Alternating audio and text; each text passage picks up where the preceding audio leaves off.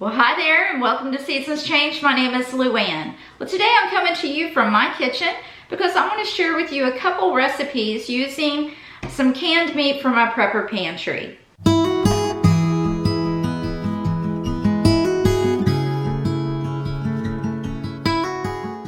The first recipe that I'm going to show you is going to be made with this canned corned beef. This is a pretty common canned meat and most of you are probably very familiar with it. But the only ingredients in this is cooked beef, salt, sugar, and sodium nitrate. And I'm going to show you my favorite way to make a meal out of this. One thing that is also good about this canned meat is that it doesn't require a can opener to get in it. It has this little key on the side and you just hook it in this tab and twist it right off. So I'm excited to show you how I like to prepare this. The next recipe that I'm going to be sharing with you is using this canned salmon. Again, a very common item that most of you are probably very familiar with, but I'm going to go ahead and share my recipe with you for salmon cakes. If you haven't taken the time to subscribe to my channel, I would like to just go ahead and invite you to do so now. And you can do that by hitting the big red subscribe button down below. And if you hit the little notification bell, it's going to let you know each time that I post a new video. Let's go ahead and jump into this video. And the first recipe is going to be made with the corned beef.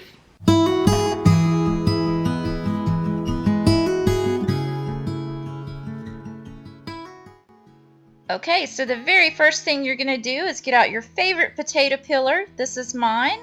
And you're going to peel about 4 to 6 medium russet potatoes. Once you get them peeled, go ahead and wash them up and dice them into about 1-inch cubes.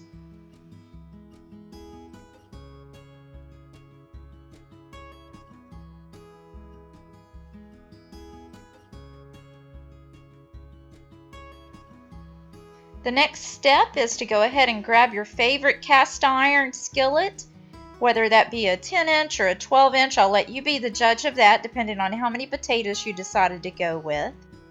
Add about 2 to 2.5 tablespoons of oil to the pan with your potatoes and some salt and pepper.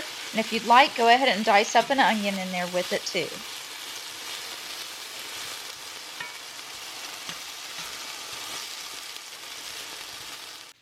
When the potatoes just start to brown, go ahead and put a lid on there so they can get nice and soft. After about 10-15 minutes, go ahead and give them a good stir. And now it's time to add the corned beef.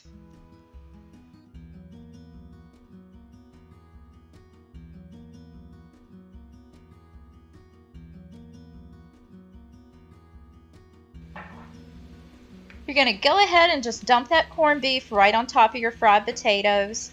And then you're going to begin chopping it up the best that you can.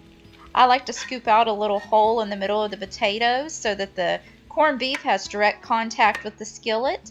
And then I just continue to chop and cook that up until it starts to brown. And here's the end result. That's all there is to it.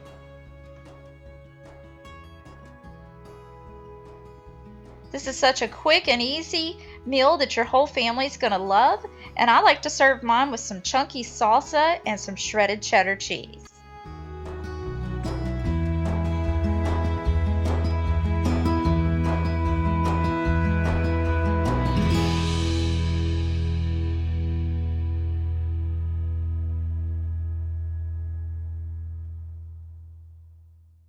Okay, so that was very simple, just fried potatoes and corned beef with a little cheese on top, but let me tell you, it's a winner in our house. It's so full of flavor. And I also want to add that you can also put that on a tortilla and eat it that way. Another addition to this recipe that's very good for breakfast is just to whisk up a few eggs in a bowl and pour it right into that mixture with your fried potatoes and corned beef, and it's very good. If you don't like potatoes, then just simply do the corned beef and eggs. And then also a third option that you can do with this meal is you can add it to a tortilla you can take with you for lunch or breakfast.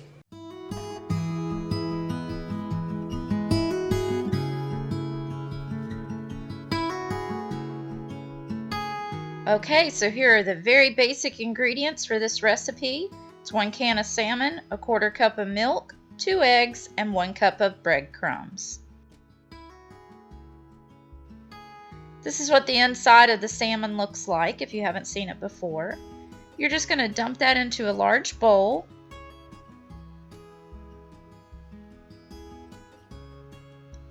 Then you don't have to do this, but I like to go through and pick out the big, there's like a round bone that runs down the middle of this, and I'll show you what that looks like here in just a second. Here it is. See, it's just it's a little round, it kind of looks like the spinal column, I guess, is what it would be the equivalent to. You don't have to pick these out because they will crush very easily because this is fully cooked. But I like to take those round pieces out. And if you'll look here at these other little bones, you really don't have to worry about those at all, because when you take them out, they're just going to mush right in your hands. See, they just dissolve. So don't worry about the little bones, but I do like to pick out the larger round bones.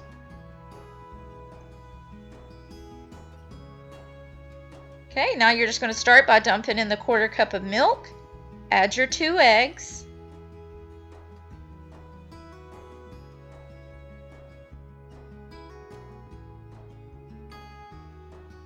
and then comes the breadcrumbs. And I will say that normally I add a diced onion to this, but I was out that day, and I do maybe 2 tablespoons of dried parsley also.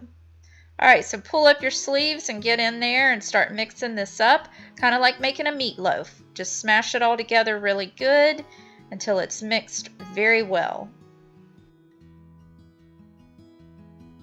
This is a very moist mixture. If you want yours a little drier, you could add more breadcrumbs or a little less milk, but I like mine just like this. The frying process is going to soak up some of that extra liquid that you have going there.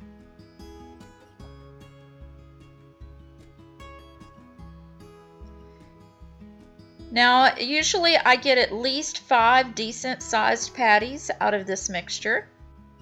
Okay, now let's head over to the stove where I've preheated a skillet with about 3 or 4 tablespoons of oil.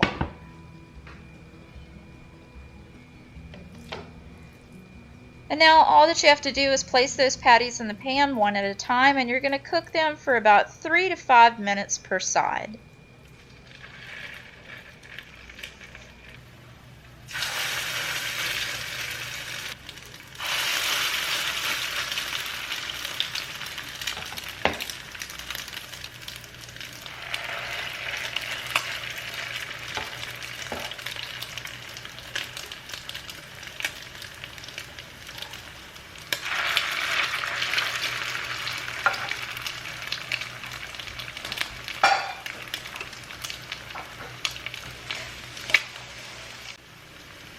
Okay, be sure to add plenty of salt and pepper to each side.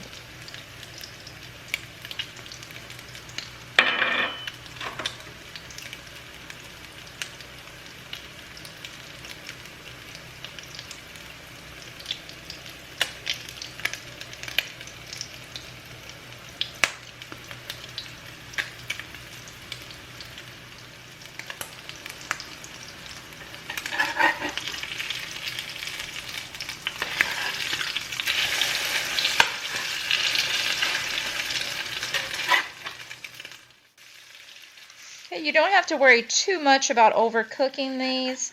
They don't burn very easily. These look very dark, but they're actually just right.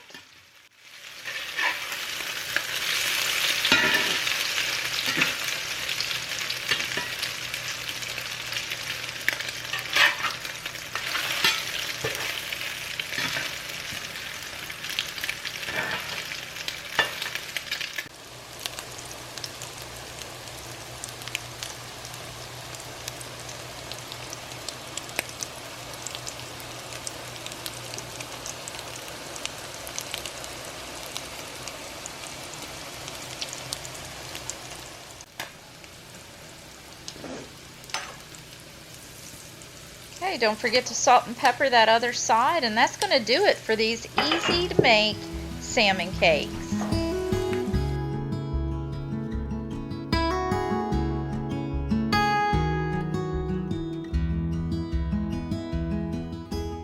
Okay, so there's the salmon recipe. I don't know if you call them salmon cakes or salmon patties, but it's pretty much the same thing. And I used the Honey Boy old-fashioned recipe. And like I said in the beginning, I'm gonna be linking both of these recipes down below. Even though they're both pretty simple, I'm gonna go ahead and list it for you anyway. Well, that's gonna do it for today, and I just want to take a few moments to thank you so much for tuning in and sticking around to the end. And I'm going to invite you one last time to go ahead and hit that red subscribe button so that you can join me in the next one. In the meantime, stay strong, stay safe, and I'll see you next time. Bye.